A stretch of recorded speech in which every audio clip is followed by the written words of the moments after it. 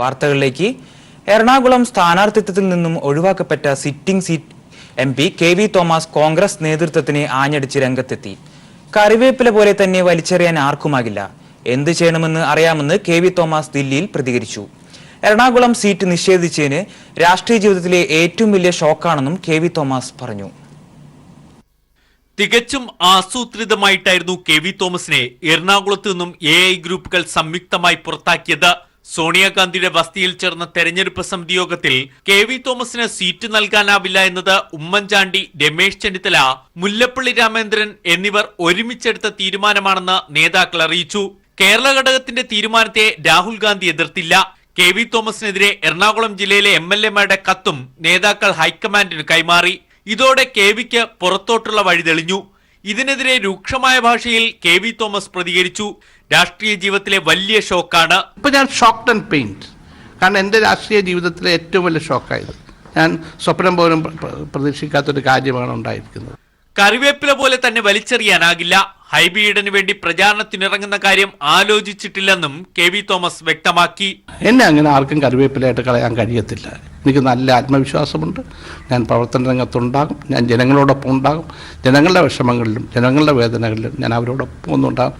പാർട്ടിക്ക് എന്നെ വേണ്ട എങ്കിൽ, എൻ്റെ സേവനം വേണ്ട എങ്കിൽ തീർച്ചയായിട്ടും എങ്ങനെയാണ് സാമൂഹ്യ രംഗത്തും രാഷ്ട്രീയ രംഗത്തും പ്രവർത്തിക്കണം എന്നുള്ളതിനെക്കുറിച്ച് എനിക്ക് വ്യക്തമായ കാഴ്ചപ്പാടുണ്ട്. BJP-യിലേക്ക് പോകുമോ എന്ന ചോദ്യത്തെ തള്ളാതെയാണ് KV തോമസ് പ്രതികരിച്ചത്. ഒന്നും ഞാൻ തീരുമാനിച്ചിട്ടില്ല. അങ്ങനെ തീരുമാനിക്കേണ്ട സന്ദർഭമല്ല. ഞാൻ അതിനെക്കുറിച്ച് ആലോചിച്ചിട്ട് പോലുമില്ല. ഞാനൊരു കോൺഗ്രസ് കുടുംബത്തിൽ, സാധാരണ ഒരു കോൺഗ്രസ് കുടുംബത്തിൽ ജനിച്ചു വളർന്ന എൻ്റെ ഫാമിലി കോൺഗ്രസ് ആണ്. ഞാനും കോൺഗ്രസ് ആണ്. ഗ്രൂപ്പ് അടിസ്ഥാനത്തിലാണ് സ്ഥാനാർത്ഥി പട്ടിക തയ്യാറാക്കിയിരിക്കുന്നത്. തനിക്ക് ഗ്രൂപ്പില്ലെന്നും KV തോമസ് പറഞ്ഞു. അദ്ദേഹത്തെ അനുനയിപ്പിക്കാനുള്ള ശ്രമങ്ങളും ഹൈക്കമാൻഡ് വഴി ചില നേതാക്കൾ ആരംഭിച്ചിട്ടുണ്ട്. News bureau, Delhi. തർക്കങ്ങൾക്കും അനിശ്ചിതത്വങ്ങൾക്കുമൊടുവിൽ അർദ്ധരാത്രിയോടെ 12 മണ്ഡലങ്ങളിൽ മാത്രം കോൺഗ്രസ് സ്ഥാനാർത്ഥി പട്ടിക പ്രഖ്യാപിച്ചു. എറണാകുളത്ത് KV തോമസിനെ പുറത്താക്കി. ഹൈബി ഈഡൻ സീറ്റ് തർക്കം രൂക്ഷമായ ആറ്റിങ്ങൽ, ആലപ്പുഴ, വയനാട്, വടകര സീറ്റുകളിൽ സ്ഥാനാർത്ഥികളെ പ്രഖ്യാപിച്ചില്ല. KV തോമസ് ഒഴികെ സിറ്റിംഗ് MPമാർക്കെല്ലാം സീറ്റ് നൽകിയ കോൺഗ്രസ് എറണാകുളത്ത് ഹൈബി ഈഡന് സ്ഥാനാർത്ഥിത്വം നൽകി. കാസർഗോഡ് വലിയ അട്ടിമറി നടന്നു. അവസാന നിമിഷം വരെ സ്ഥാനാർത്ഥി പട്ടികയിൽ ഉണ്ടായിരുന്ന സുബ്രാവുവിനെ വെട്ടി കൊല്ലത്തെ നേതാവായ രാജ്മോഹൻ ഉണ്ണിത്താന് കാസർഗോഡ് സീറ്റ് നൽകി. ഇടുക്കിയിൽ യൂത്ത് കോൺഗ്രസ് നേതാവ് ഡീൻ കുര്യാക്കോസ്, ചാലക്കുടിയിൽ UDF കൺവീനർ ബെന്നി ബേനാൻ എന്നിവർ മത്സരിക്കും. തൃശൂരിൽ TN പ്രതാപനും ആലത്തൂരിൽ രമ്യ ഹരിദാസിനെയും ഔദ്യോഗികമായി പ്രഖ്യാപിച്ചു. പാലക്കാട് VK ശ്രീകണ്ഠനും കണ്ണൂരിൽ K സുധാകരനും സ്ഥാനാർത്ഥികളായി. ആറ്റിങ്ങൽ, ആലപ്പുഴ, വയനാട്, വടകര മണ്ഡലങ്ങളിൽ തർക്കം രൂക്ഷമാണെന്ന് രമേശ് ചെന്നിത്തലയും മുല്ലപ്പള്ളി രാമചന്ദ്രനും സമ്മതിച്ചു. വയനാട്, ആലപ്പുഴ ആൻഡ് ആറ്റിങ്ങൽ, ഈ 3 സീറ്റുകൾ തീരുമാനമായിട്ടില്ല. കുറച്ചുകൂടി ഡിസ്കഷൻ ആവശ്യമുള്ളത് കൊണ്ട് അത് കോൺഗ്രസ് പ്രസിഡന്റ് തീരുമാനിക്കുകയാണ്. അത്രേ ഉള്ളൂ. 16 സീറ്റിൽ 13 സീറ്റിലെ ഈ സ്ഥാനാർത്ഥികളുടെ അന്തിമ തീരുമാനം രാഹുൽ ഗാന്ധിയുടെ അധ്യക്ഷതയിൽ കൂടിയ കേന്ദ്ര തെരഞ്ഞെടുപ്പ് സമിതി യോഗം തീരുമാനിച്ചിട്ടുണ്ട്. ആറ്റിങ്ങൽ, ആലപ്പുഴ മണ്ഡലങ്ങളിൽ അടൂർ പ്രകാശിന്റെയും ഷാനിമോൾ ഉസ്മാന്റെയും പേരാണ് സജീവം. പക്ഷേ ആറ്റിങ്ങലിൽ മത്സരിക്കാൻ താല്പര്യമില്ലെന്ന് ഇരുവരും അറിയിച്ചു. വയനാട് സീറ്റിനായി AI ഗ്രൂപ്പുകൾ പിടിവലി ശക്തമാണ്. T സിദ്ദിഖിനായി A ഗ്രൂപ്പ് മണ്ഡലം ആവശ്യപ്പെട്ടെങ്കിലും I ഗ്രൂപ്പ് വിട്ടു നൽകാൻ തയ്യാറായില്ല. വടകരയിൽ സിദ്ദിഖിനെ മാറ്റി VV പ്രകാശിനെയോ അബ്ദുൾ മജീദിനെയോ വയനാട് മത്സരിപ്പിക്കണമെന്നാണ് ആവശ്യം. പക്ഷേ ഉമ്മൻചാണ്ടി സിദ്ദിഖിനായി പിടിമുറുക്കിയതോടെ സ്ഥാനാർത്ഥി പട്ടിക നിർണയം പാളി. News bureau, Delhi. മത്സരിക്കാനില്ല എന്ന് താൻ നേരത്തെ തന്നെ KV തോമസിനെ അറിയിച്ചിരുന്നതെന്ന് ഹൈബി ഈഡൻ. എന്നാൽ പാർട്ടി തന്നോട് മത്സരിക്കാൻ ആവശ്യപ്പെട്ടു. ഏൽപ്പിച്ച ദൗത്യം ആത്മാർത്ഥയോടെ നിറവേറ്റും. KV തോമസിന്റെ പിന്തുണയുണ്ടാകുമെന്ന് തന്നെയാണ് പ്രതീക്ഷിക്കുന്നതെന്നും ഹൈബി ഈഡൻ കൊച്ചിയിൽ പ്രതികരിച്ചു.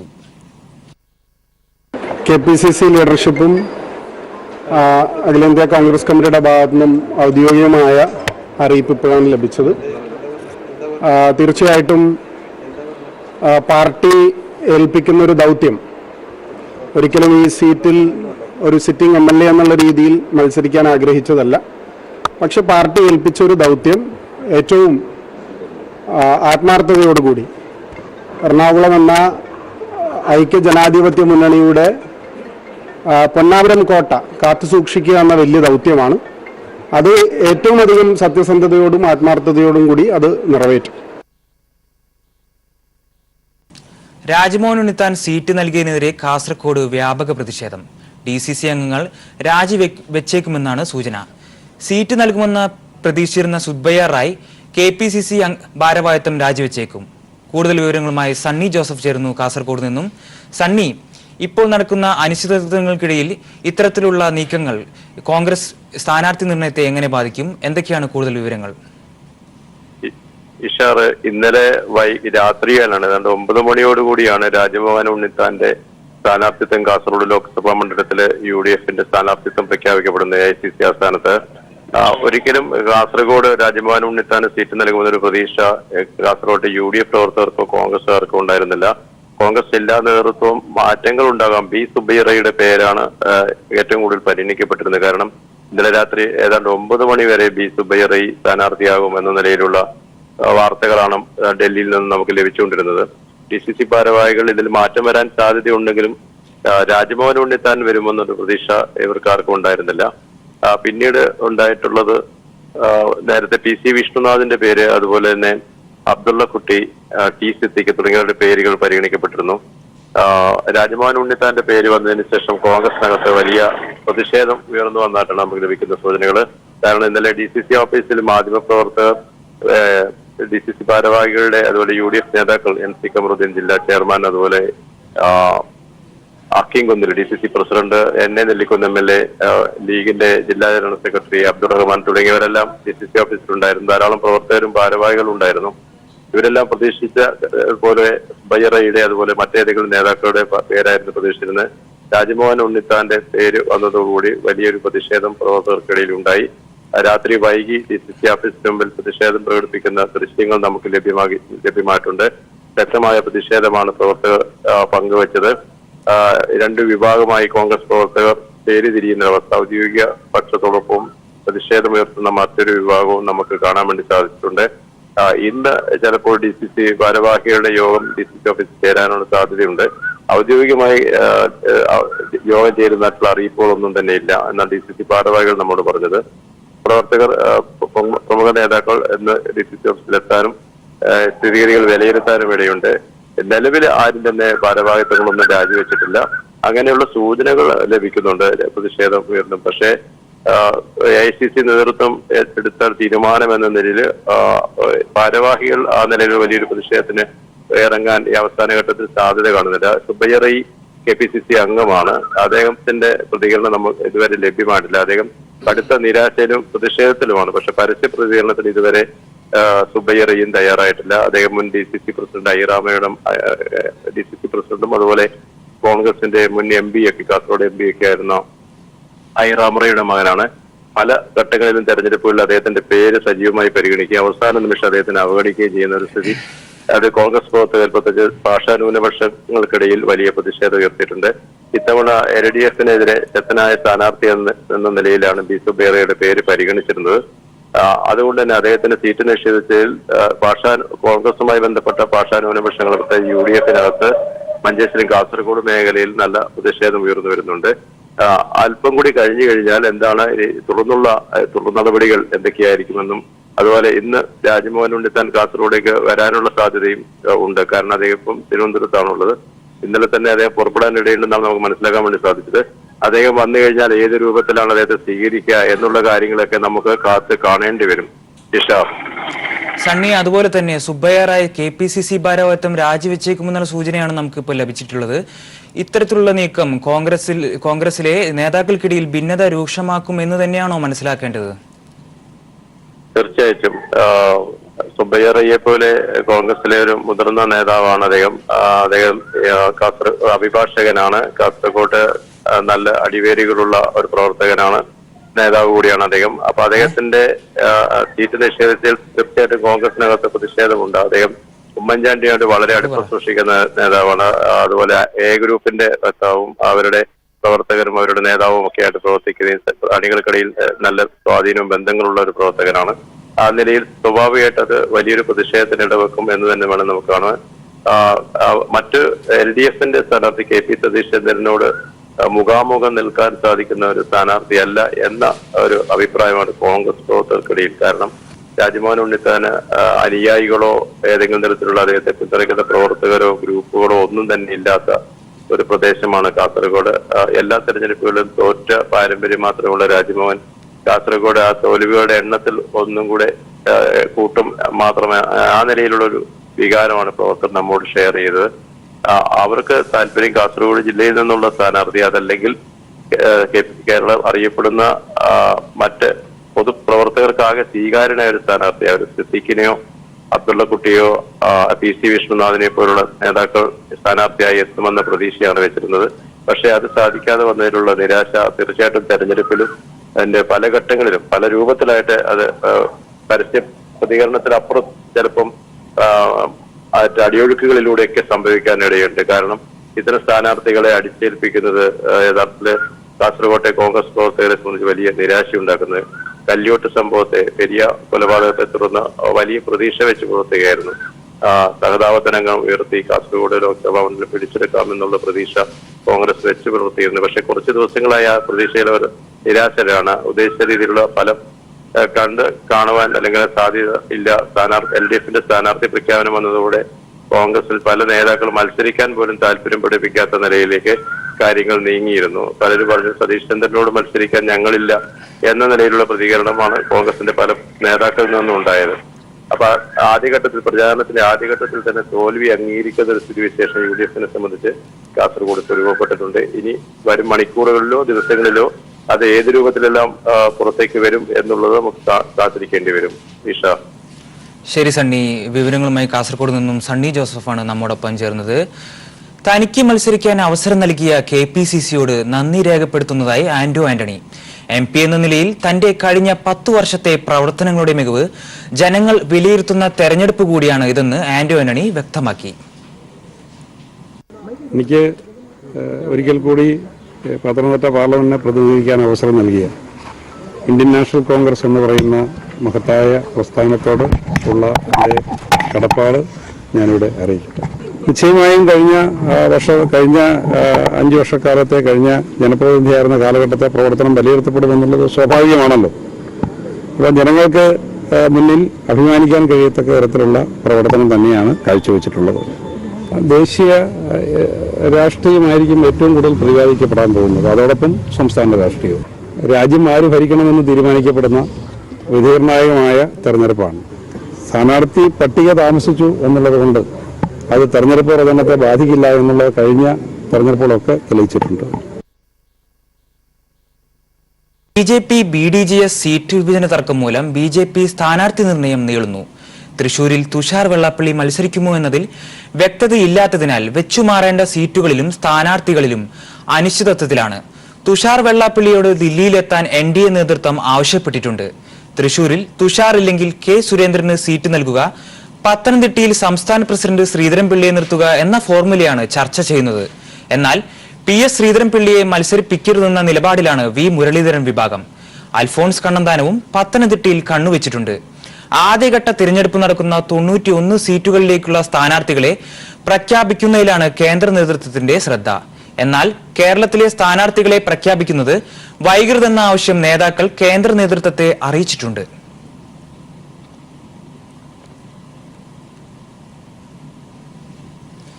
LDFന്റെ തിരുവനന്തപുരം തെരഞ്ഞെടുപ്പ് കമ്മിറ്റി ഓഫീസ് VS അച്യുതാനന്ദൻ ഉദ്ഘാടനം ചെയ്തു. കേരളത്തിൽ LDF തരംഗമുണ്ടാകുമെന്നും തിരുവനന്തപുരത്ത് LDF സ്ഥാനാർത്ഥി C ദിവാകരൻ വമ്പിച്ച ഭൂരിപക്ഷത്തിൽ വിജയിക്കുമെന്നും VS പറഞ്ഞു. UDF നേതാക്കൾ രാത്രിയുടെ മറവിൽ SDPAയുടെ പിന്തുണ തേടിപ്പോയത് രാഷ്ട്രീയ തീക്കളിയാണെന്നും മതനിരപേക്ഷത ഉയർത്തിപ്പിടിക്കാൻ UDFനാകില്ലെന്നും അദ്ദേഹം പ്രതികരിച്ചു.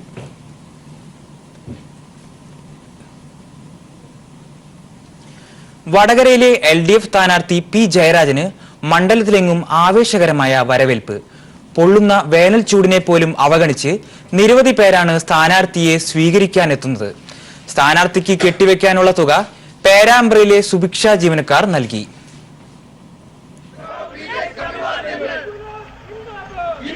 P ജയരാജന് ആവേശകരമായ വരവേൽപ്പാണ് ഓരോ കേന്ദ്രങ്ങളിലും ലഭിക്കുന്നത്. ചുട്ടുപൊള്ളുന്ന കൊടും ചൂടിനെ പോലും അവഗണിച്ച് പ്രിയ നേതാവിനെ സ്വീകരിക്കാനെത്തുന്ന ജനസഞ്ചയം. യുവാക്കൾ, സ്ത്രീകൾ, വിദ്യാർത്ഥികൾ, കൊച്ചുകുഞ്ഞുങ്ങൾ, പ്രായമായവർ, അങ്ങനെ സമൂഹത്തിന്റെ നാനാതുറകളിൽപ്പെട്ടവർ.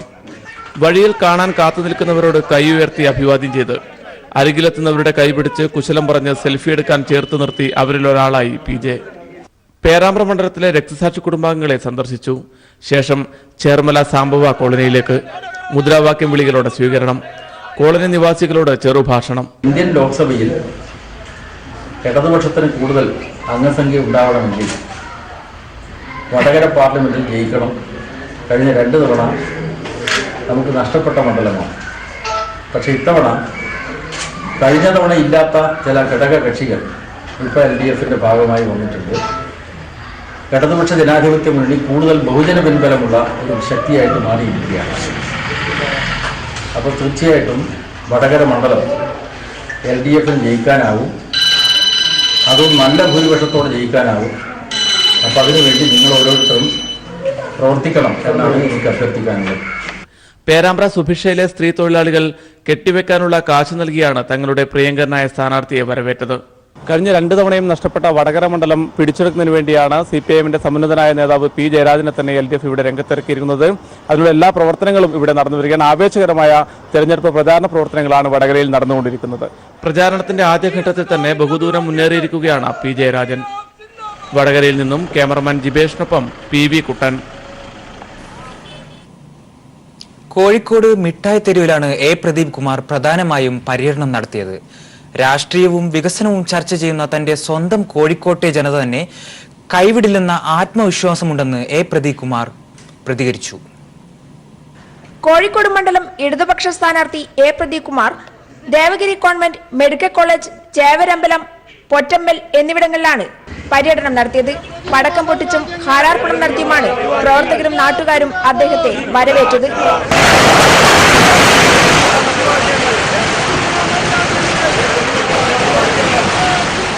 പിന്നീട് കോഴിക്കോട് മിഠായി തെരുവിലെത്തിയ അദ്ദേഹത്തെ മുദ്രാവാക്യം വിളികളോടെയാണ് പ്രവർത്തകർ വരവേറ്റത്.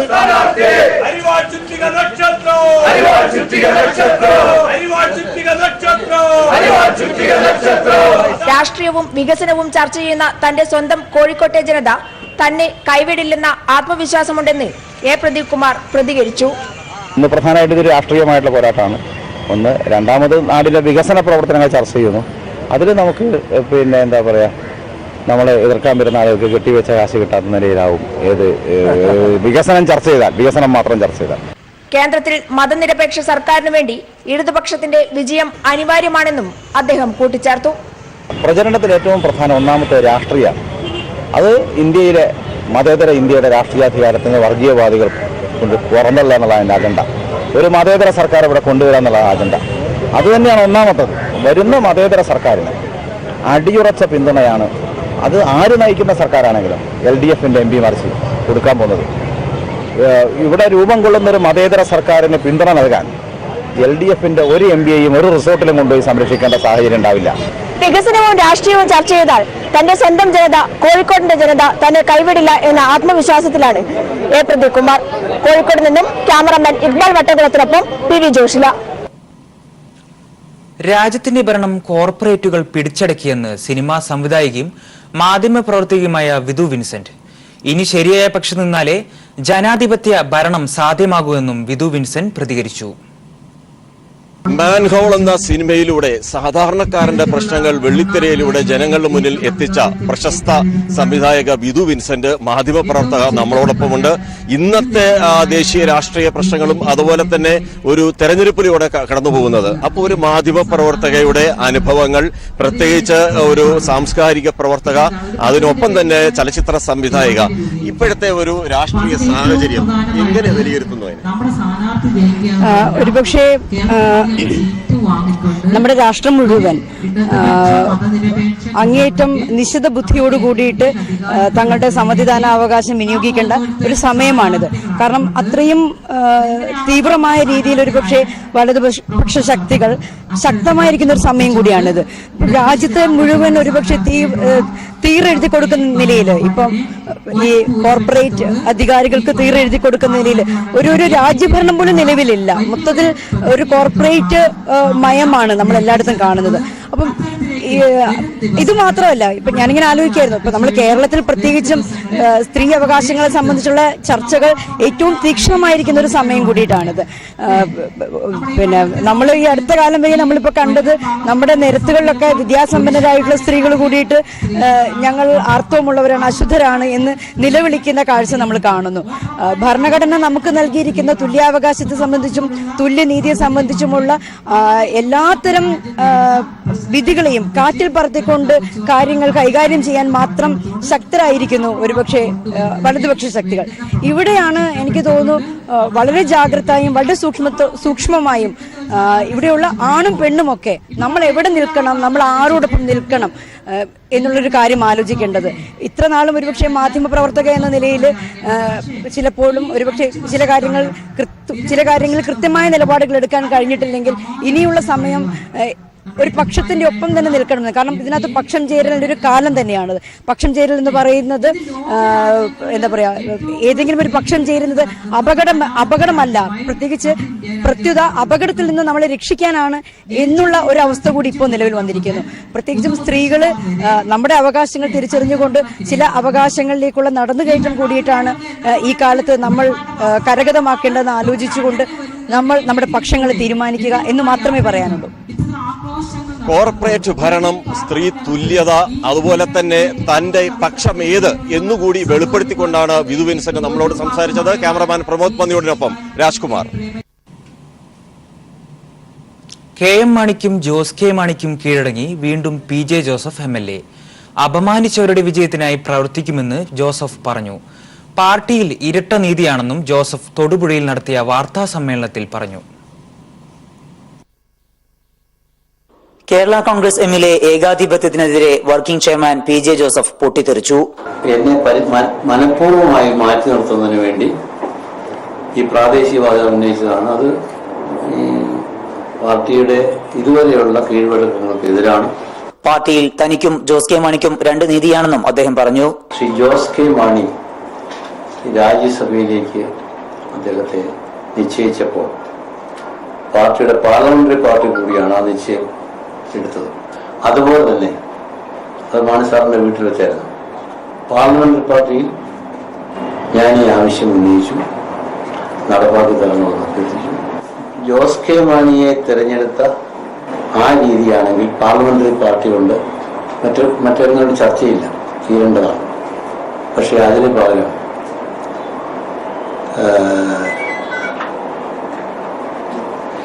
മറ്റെന്തോ നീക്കങ്ങൾ നടത്തി. കോട്ടയത്തെ സ്ഥാനാർത്ഥിത്വം നിഷേധിക്കപ്പെട്ട തനിക്ക് ഇടുക്കിയിൽ കൈപ്പത്തിയിൽ മത്സരിക്കണം എന്നാണ് ഉമ്മൻചാണ്ടി, രമേശ് ചെന്നിത്തല, മുല്ലപ്പള്ളി രാമചന്ദ്രൻ എന്നിവർ നിർദ്ദേശിച്ചതെന്നും ജോസഫ് പറഞ്ഞു. കോൺഗ്രസുകാരല്ലാത്ത എന്നെ മത്സരിപ്പിക്കാം, ഒറ്റ കണ്ടീഷൻ, കൈപ്പത്തി ചിഹ്നത്തിൽ മത്സരിക്കാം. ഞങ്ങൾക്ക് സ്വീകാര്യമായില്ല. പാർട്ടിയിലെ അട്ടിമറി അവസാനിപ്പിക്കുകയാണ് തന്റെ ലക്ഷ്യമെന്നും ദില്ലിയിലുള്ള UDF നേതാക്കൾ തിരിച്ചെത്തിയാൽ തുടർ നടപടികൾ ഉണ്ടാകുമെന്നും ജോസഫ് വാർത്താസമ്മേളനത്തിൽ വ്യക്തമാക്കി.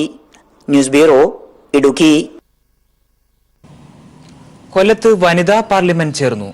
തൊഴിലിടങ്ങളിൽ നിന്നും വീടുകളിൽ നിന്നും ഒറ്റയ്ക്കും കൂട്ടമായും കൊല്ലം QSC ഗ്രൗണ്ടിലേക്ക് ഒഴുകിയെത്തിയവർക്ക് ഒരൊറ്റ ലക്ഷ്യം മാത്രം: തുല്യതയ്ക്കായി പൊരുതുക, അതിന് ശക്തി പകരുന്ന ഇടതുപക്ഷത്തോടൊപ്പം ചേരുക. നന്മയ്ക്കായി ഒരു വോട്ട്, അതാണ് തന്റെ അപേക്ഷയെന്ന് KN ബാലഗോപാൽ അഭ്യർത്ഥിച്ചപ്പോൾ കരഘോഷം മുഴങ്ങി.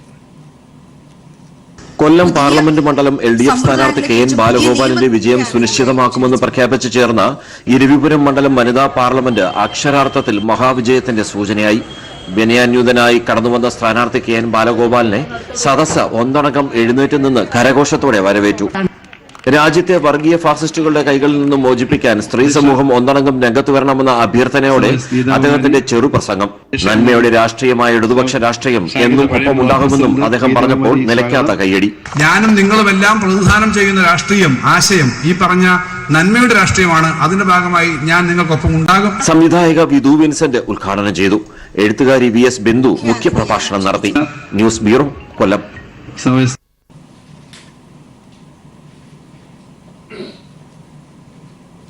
LDF കാസർഗോഡ് ലോക്സഭാ മണ്ഡലം സ്ഥാനാർത്ഥിക്ക് KP സതീഷ്ചന്ദ്രൻ ജന്മനാട്ടിൽ സ്നേഹനിർഭരമായ സ്വീകരണം. LDF വിരുദ്ധ ചേരിയിലുള്ളവർ പോലും സതീഷ് ചന്ദ്രന് പിന്തുണയും അനുഭവവും പ്രകടിപ്പിച്ചു. LDF കാസർഗോഡ് ലോക്സഭാ മണ്ഡലം തിരഞ്ഞെടുപ്പ് committee office Kanhangad P. Karunakaran MP ഉദ്ഘാടനം ചെയ്തു. നീലേശ്വരം പട്ടേന സ്വദേശിയാണ് LDF കാസർഗോഡ് ലോക്സഭാ മണ്ഡലം സ്ഥാനാർത്ഥി KP സതീഷ് ചന്ദ്രൻ. വോട്ടഭ്യർത്ഥനയുമായി എത്തിയ സതീഷ് ചന്ദ്രനെ ജന്മനാട് സ്നേഹാദരങ്ങളോടെ വരവേറ്റു. ഗുരുനാഥന്മാർ, സ്വാതന്ത്ര്യ സമര സേനാനികൾ, പൊതുരംഗത്തെ പ്രമുഖ വ്യക്തികൾ തുടങ്ങിയവരെ സന്ദർശിച്ച് KP സതീഷ് ചന്ദ്രൻ പിന്തുണ അഭ്യർത്ഥിച്ചു. രാഷ്ട്രീയമായി ഭിന്നാഭിപ്രായമുണ്ടെങ്കിലും KP സതീഷ് ചന്ദ്രന് തന്റെ അനുഗ്രഹവും പിന്തുണയുമുണ്ടെന്ന് പ്രമുഖ സ്വാതന്ത്ര്യ സമര സേനാനിയും മുൻ കോൺഗ്രസ് നേതാവുമായ KR കണ്ണൻ പറഞ്ഞു. സതീഷ് ചന്ദ്രന് എന്റെ എല്ലാ അനുഗ്രഹവും ഉണ്ട്. സതീഷ് ചന്ദ്രനായിട്ട് ഞാൻ പണ്ടേ വളരെ സ്നേഹത്തിലാണ്. വളരെ അഭിപ്രായ വ്യത്യാസം ഉണ്ടെങ്കിലും ഞങ്ങൾ ആ കാര്യത്തിൽ ഞങ്ങളുടെ കുടുംബത്തിന്റെ മാതിരിയാണ്. സ്വാതന്ത്ര്യ സമര സേനാനി KR കണ്ണന്റെ വീട്ടിലെത്തിയ KP സതീഷ് ചന്ദ്രനെ അദ്ദേഹം അനുഗ്രഹിക്കുകയും വിജയാശംസകൾ അറിയിക്കുകയും ചെയ്തു. കമ്മ്യൂണിസ്റ്റ് നേതാവും സ്വാതന്ത്ര്യ സമര സേനാനിയുമായിരുന്ന പരേതനായ NK കുട്ടന്റെ കുടുംബാംഗങ്ങളെ KP സതീഷ് ചന്ദ്രൻ സന്ദർശിച്ചു. തുടർന്ന് മുൻ കോൺഗ്രസ് നേതാവും കലാകാരനും നടനുമായ EV ചന്തുവിനെ സന്ദർശിച്ച സതീഷ് ചന്ദ്രന് അദ്ദേഹം വിജയഭാവുകങ്ങൾ അറിയിച്ചു. ഒരു സ്ഥാനാർത്ഥി എന്നുള്ള നിലയിൽ ജനങ്ങളുടെ മനസ്സറിഞ്ഞ ഒരു നല്ല വ്യക്തിയാണ് കിട്ടിയിട്ടുള്ളത് എന്ന് ഞാൻ മനസ്സ് തുറന്ന് സമ്മതിക്കുന്നു. പാർട്ടിക്ക് വേണ്ടി മാത്രം ശരീരം കൊണ്ടും മനസ്സുകൊണ്ടും സേവനം ചെയ്യുന്ന എന്റെ അറിവിൽപ്പെട്ട 2-3 ആളുകൾ ഒന്ന് സതീഷ് ചന്ദ്രനാണ്. LDF കാസർഗോഡ് ലോക്സഭാ മണ്ഡലം തെരഞ്ഞെടുപ്പ് കമ്മിറ്റി ഓഫീസ് കാഞ്ഞങ്ങാട്ട് P കരുണാകരൻ MP ഉദ്ഘാടനം ചെയ്തു. CPIM കാസർഗോഡ് ജില്ലാ സെക്രട്ടറി MV ബാലകൃഷ്ണൻ മാസ്റ്റർ, തെരഞ്ഞെടുപ്പ് committee chairman Govindan Pallikkappil, convener TV Rajesh MLA, LDF ഘടകകക്ഷി നേതാക്കൾ തുടങ്ങിയവരും സംബന്ധിച്ചു. News bureau, Kasaragod.